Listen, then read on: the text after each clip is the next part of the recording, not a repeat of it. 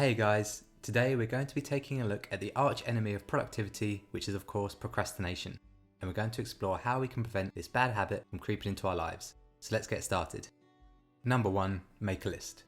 We all have tasks and errands that need to get done each day, and when you've got quite a few things that you need to do, it can be overwhelming. This is where procrastination can poke its ugly head up and prevent you from getting anything accomplished. But a way to combat this is to make a list of the things that you need to do. Not only does this create a great overview of your tasks, but it also allows you to arrange your tasks in order of priority. Or sometimes, I arrange my to-do list by starting with the smallest, easiest tasks, which gets the ball rolling and creates a positive momentum.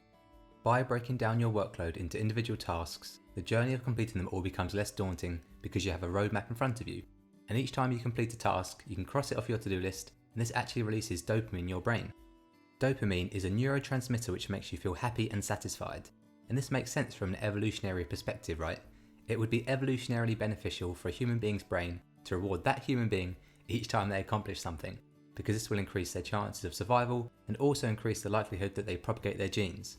So, make a list of your tasks and cross those bad boys off. Number 2, minimize distractions. When you're procrastinating, you are either deliberately or subconsciously distracting yourself from what you know you should be doing. In today's world full of Facebook, Instagram and TikTok, it's easier than ever to become distracted, so it's important to try and minimize the presence of these distractions in our lives. Most phones nowadays will be able to tell you how much time you spend on your phone in total, how much time you spend on certain apps, and even how many times you've actually picked up your phone each day or each week. Mobile devices can be a constant source of distraction throughout the day and even at night. Ask yourself this: how long each day is your phone more than an arm's reach away? For most people, myself included, my phone is practically within grabbing distance 24/7. And even when I'm asleep, it's on my bedside table next to me. Personally, I think mobile devices are great, as they have the ability to provide a great source of information, entertainment and communication, but it's important to have discipline with them to avoid procrastination. One way to do this is to literally hide your phone. At certain times of the day, perhaps at dinner time or in the evening when you know you should be fully present with your friends or your family, put your phone away in a drawer or something. By having your phone out of sight, you'll be less likely to think about picking it up. And by creating even just a tiny obstacle such as having to go to the drawer to find your phone, this can counteract the autonomous habit that a lot of us have of picking up our phone needlessly. Another good trick is to hide the apps on your phone that are unproductive and shouldn't be used in excess, such as Facebook. On my iPhone, these types of apps are tucked away in folders away from my home screen so that I literally don't see them, and therefore I'm less likely to think about them, and therefore I'm less likely to use them when I should be doing something productive. Number 3, the 2 minutes rule. I enjoy running, but even so, sometimes the idea of an hour run or even just a 30-minute run can seem unappealing compared to just chilling at home. My brain might tempt me into procrastination by thinking about how much effort I'm going to have to expend to get the run done and dusted. This is where the 2 minutes rule comes in. Rather than saying to yourself, I'm going to run 10 kilometers, which takes a lot of effort and requires a fair amount of time, you can say to yourself, I'm going to put my running shoes on and walk out the front door, which doesn't take much effort and requires probably about 2 minutes of your time, right? Think about it for a second. Have you ever put on your running shoes, left your house, and then not actually gone for a run? I've never done this. But how many times have I sat at home debating on whether to go for a run or not, and I've ended up not moving a muscle? Like many things in life, the first step is the hardest. So don't focus on the whole task, just isolate the first step, complete that, and the rest will follow. Number 4, make yourself accountable. Have you heard of an accountability buddy?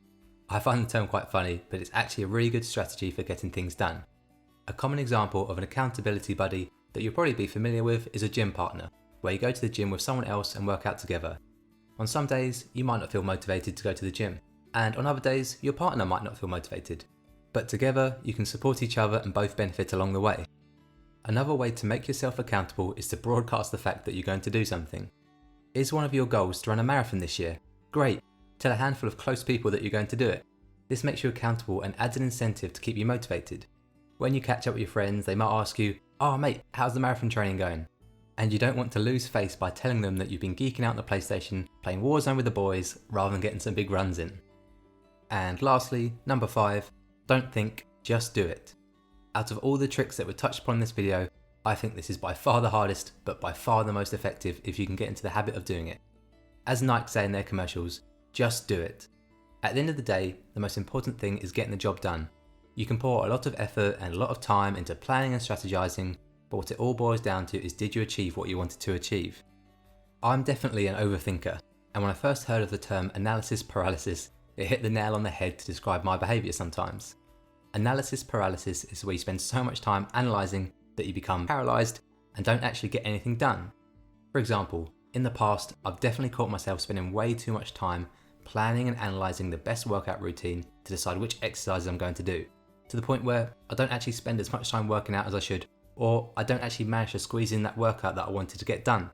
So the best thing to do sometimes is to adopt the mantra, don't think, just do it. Should I make my bed today? Don't think, just do it. Should I phone that friend that I've been meaning to catch up with for a while? Don't think, just do it. Should I go for that 10km run even though it's wet and windy outside? Don't think, just do it.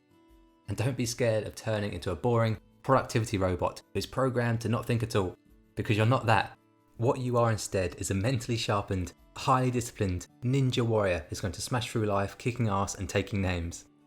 And that's all from me, guys. If you'd like to support the channel, please smash the like button, drop me a comment below and hit subscribe. Thanks for watching, I'll see you next time.